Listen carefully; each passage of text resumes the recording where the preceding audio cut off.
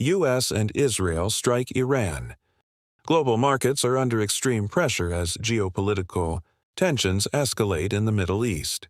The war situation has intensified, with continued military operations and threats around the Strait of Hormuz, one of the world's most critical oil supply routes. Any disruption here directly impacts global energy markets. Breaking news from the Pakistan Stock Exchange: the KSE 100 is in free fall, triggering panic on the trading floor as it plummets. Index crashed by nearly 12,000 points, triggering panic across sectors. Investors rushed to exit positions as global uncertainty increased. Now look at oil. Brent crude oil has crossed $80 per barrel, and analysts warn that if supply disruptions continue, prices could move toward $100 per barrel in the coming days. For Pakistan, higher oil means increased import bill, pressure on the rupee, higher inflation, possible impact on interest rates.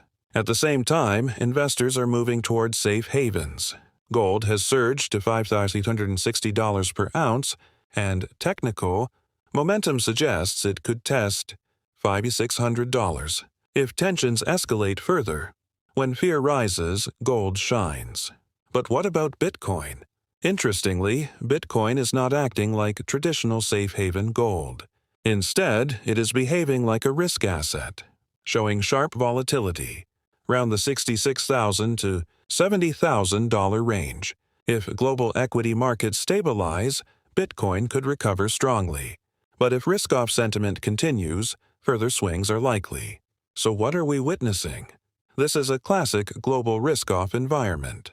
Stocks falling, oil rising, gold rallying, crypto volatile. The key question now is, will this remain short-term panic or turn into a prolonged economic shock? Stay informed, stay disciplined. This is Finance Support System.